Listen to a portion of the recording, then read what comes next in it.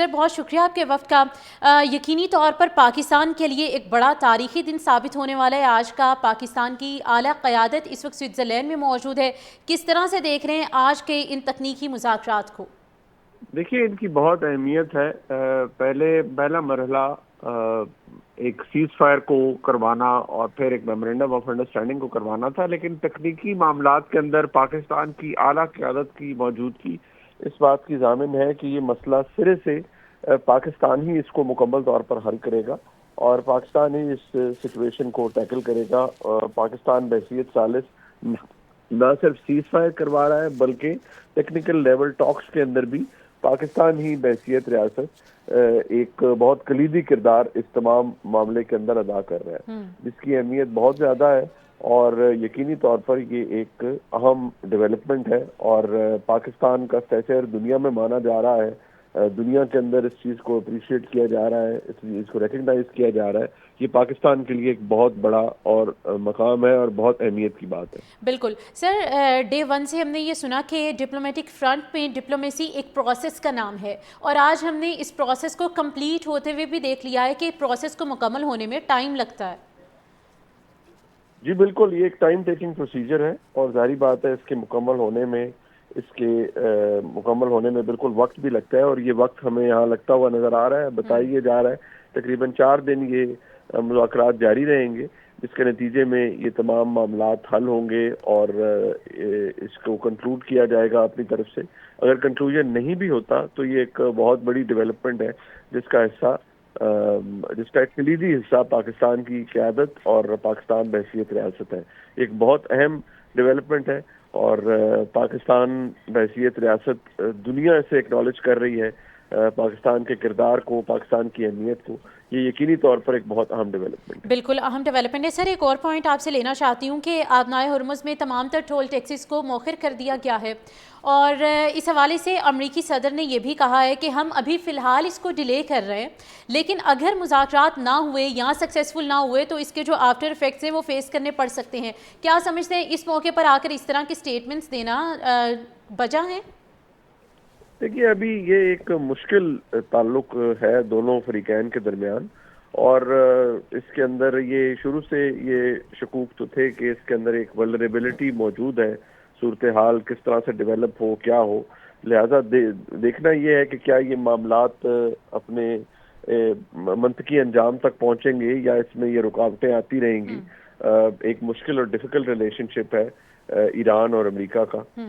اب دیکھنا یہ ہے کہ جو ٹیکنیکل لیول ٹاکس ہیں، یہ آبنائے ہرمز کا معاملہ اہم ہے، کشیدگی وہاں پر اس کی بہت اہمیت ہے، لیکن دیکھنا یہ ہے کہ یہ گفتگو جو اب 4 دنوں میں یہاں پر یہ ٹاکس ہوں گی، ان کا نتیجہ کیا نکلتا ہے اور یہی شاید اس پورے معاملے کو کنکلوڈ کرے گی. بالکل سر، اب سے کچھ دیر پہلے ہم اس بات کو ڈسکس کر رہے تھے کہ امریکہ کی جانب سے جو فلیکسیبلٹی کا مظاہرہ کیا گیا ہے، یہ فلیکسیبلٹی ہم ایکسپیکٹ کر سکتے ہیں ایران سے؟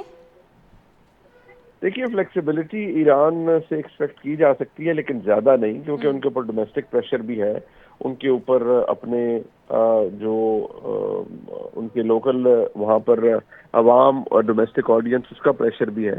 دیکھنا یہ ہے کہ یہ مذاکراتی عمل، یہ تمام معاملات کس حد تک کنکلوڈ ہوتے ہیں اور کس حد تک یہ پائے تکمیل تک پہنچتے ہیں. ٹیکنیکل لیول ٹاکس میں اگر کوئی ایک واضح ڈیولپمنٹ ہوتی ہے اور اس کو اگلے لیول تک لے جایا جا سکتا ہے، تاکہ کیونکہ ذہن میں رکھنا چاہیے کہ 60 دن ہے جس کے اندر یہ تمام تر معاملات کنکلوڈ ہونے ہیں. اگر یہ گفتگو اور یہ ڈیولپمنٹ بہتر انداز میں آگے بڑھ رہی ہے تو یقینی طور پر اس کا امپیکٹ آئے گا. لیکن اگر کوئی یہاں پر بریک ڈاؤن ہو جاتا ہے یا کوئی ایک امپاس آ جاتا ہے تو پھر یقینی طور پر اس کے اثرات میمورینڈم آف انڈرسٹینڈنگ اور جو لانگ اسٹینڈنگ ایک ایشو ہے اس پہ بھی ہوں گے، جو 60 دن کے بعد ایک پیس ایگریمنٹ حاصل کیا جانا ہے اس پر بھی ہوں گے. بس یہ تمام باتیں توجہ طلب ہیں اور دیکھنا یہ ہے کہ یہ کس طرح سے مکمل ہوگی. بالکل سر، ہم یہ بھی ڈسکس کر رہے ہیں کہ اگر یہ جو مذاکرات ہیں ان کا جو پیش خیمہ ہے، ہم ویسے تو پازیٹیو ہی ایکسپیکٹ کر رہے ہیں، لیکن کہیں نہ کہیں کچھ ایسے پوائنٹس ہیں جن میں تضاد آتا ہے، تو کیا ہم پریڈکٹ کریں اس وقت پر؟ دیکھیے ابھی تو کچھ پریڈکٹ نہیں کیا جا سکتا.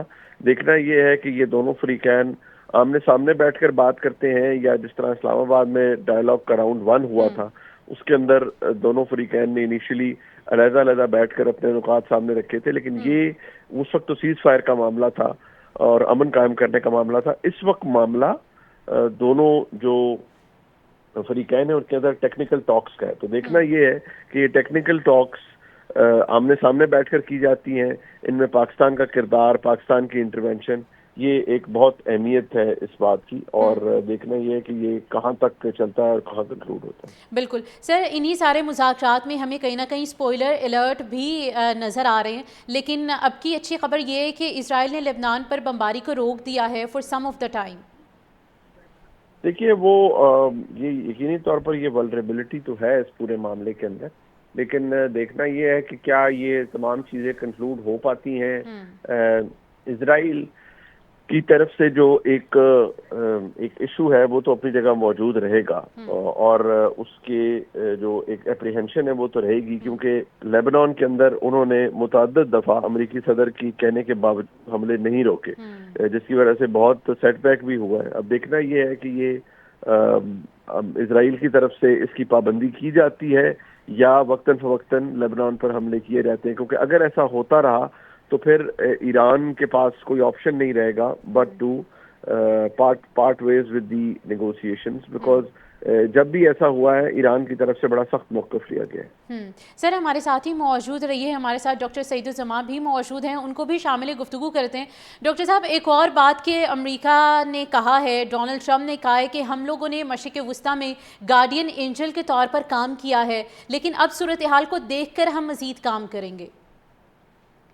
دیکھیے پیچیدگیاں بہت زیادہ تھیں، پیچیدگیاں بہت زیادہ ہیں. گارڈین اینجل بالکل اگر آپ دیکھیں، اگر پیس اسٹیبلش ہو جاتا ہے، اسرائیل پیلسٹائن میں ہو جاتا ہے، اور پھر یہ جنگ جو کہ اپنی تمام تر پیچیدگیوں کے ساتھ بہت خطرناک تھی، اس کے بہت سویئر امپیکٹ ہو سکتے تھے، چاہے ہیومینیٹیرین کاسٹ ہو، سیکیورٹی کاسٹ ہو، اکنامک کاسٹ ہو، نہ صرف بیلیگننٹس کے لیے، پورا خطہ کے لیے اور پوری دنیا کے لیے.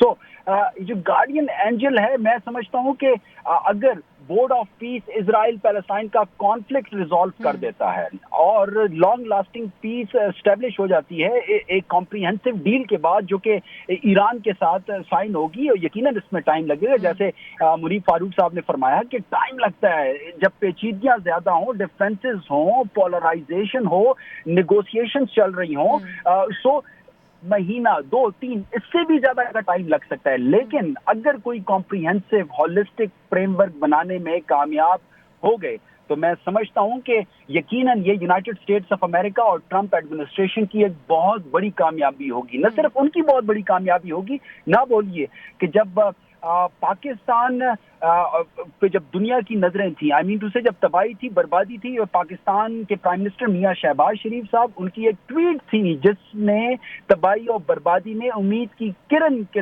طور پہ پوری دنیا کے سامنے آپ نے دیکھا کہ وہ ایکسپلیسٹلی سامنے آئی اور سیز فائر اسٹیبلش ہوا. اور سیز فائر اسٹیبلش ہونے کے بعد یہ جو مذاکرات ہو رہے ہیں یہ اسی کی تسلسل کی ایک کڑی ہے.